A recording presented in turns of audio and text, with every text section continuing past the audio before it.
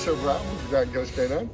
I was Air Force. Brooks was Air Force, and I got out before the very first combat over in '91. I got out in 1990, and Brooks was in. I'm assuming after that because I'm like an old kid. A little bit after that. Yeah. Okay. 2011. Yeah. Well, way after that. Dude, you make me feel so old. Okay. Anyway, and this is his dog Bane, and they're with our first graduating class from the Build a Battle Buddy program. I actually flew Bane out when he was 8 weeks or 10 weeks old to meet Brooks. So, tell us a little about yourself. My name is Brooks. I was in the Air Force as Security Forces. I was in for 7 years. I was held in a little bit longer because I was going through a medical discharge. I had planned on doing 20 years and never saw deployment, never saw combat, and I feel a little ashamed that I didn't. It's okay, I never did either.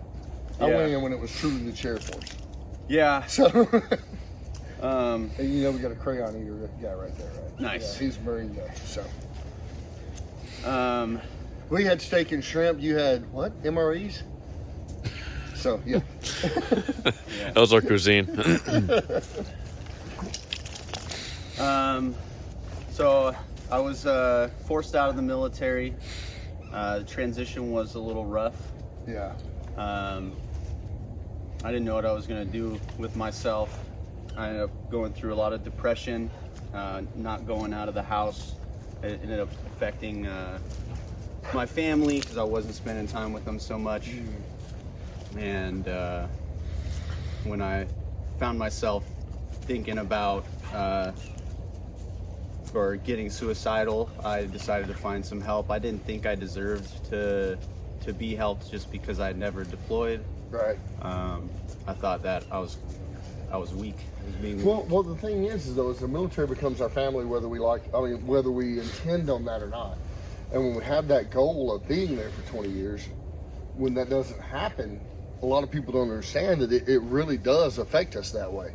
I was only in for 4 years, and but it did because right when I got out, everybody started going in for the first Gulf War, and so it made me feel the same way. I was kind of like, holy crap, I should have been there. Yeah, for sure. So, and I went in straight out of high school, so it was a big change. Yeah, I took the shit right behind me. hi, buddy. It was a big change coming right out of high school. Yeah. Life kind of turned around, and then same thing coming out of the military is big change. Yeah. I was being trained to deploy, Right. but was never got that opportunity. Now, security forces, you were like SPs. Yes. Every time we came into the base drunk, they were like, "Hey, you've been drinking." And we were like, "Yeah, no shit." we just got to go right there. Yeah, it was. The Air Force to me was a big transition time. I had been out, had been to college, played football at UCF, and done all of that stuff, and then went to. Had thought about when I went back to college. I'd done the ROTC thing. Had thought about becoming an officer and all that kind of stuff. But then I was just ready to go do something. College wasn't for me. I couldn't sit in the classroom all day. And then the Air Force kind of offered me that out. But then when I got in the Air Force, I was like, holy shit! These are the guys we used to dunk in the toilets in high school. They were in charge, right? I mean, they really are. The ones that are in charge, and they're the ones that you were like, holy crap, I got to listen to this guy. And in high school, when it was just beat his ass and gone. But it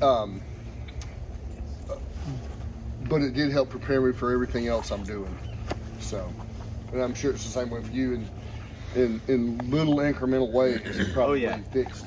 No, working with dogs has turned my life around. I mean, I ended up getting a job working with dogs.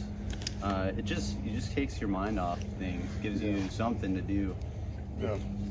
Oh, for my dogs, I was I ran the K9 unit here in Madison County, Florida, and everybody was they were kind of joking but kind of not. They said if my dog would have had thumbs, I would have been the one riding in the back, and he would have been driving.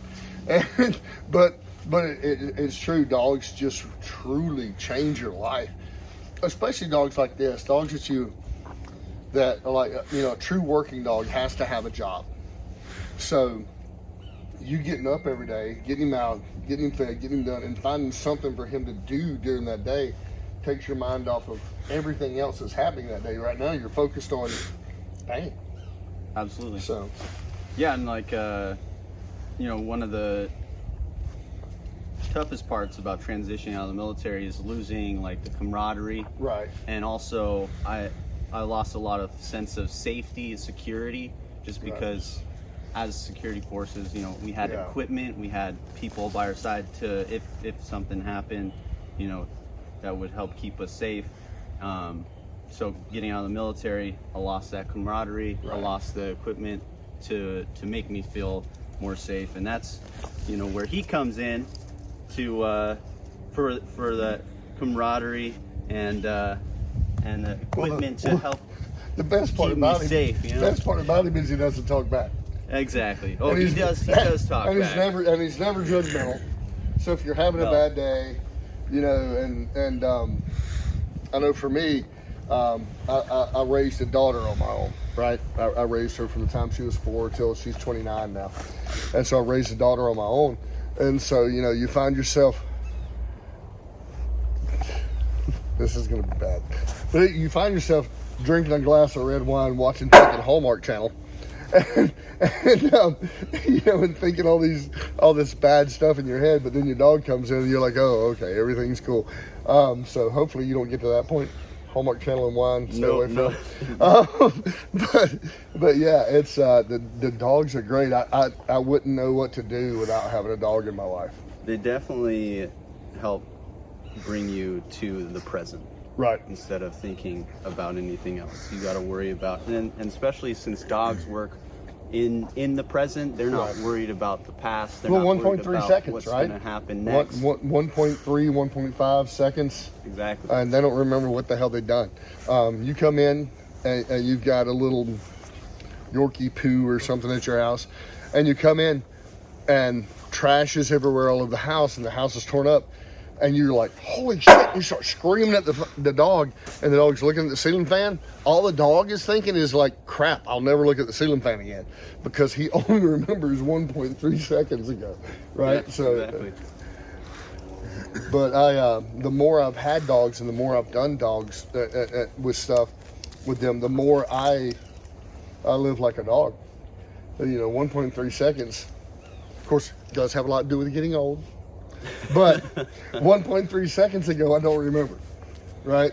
So yeah, the dogs are great for getting you out of whatever state of mind you're in and getting you just to be with the dog.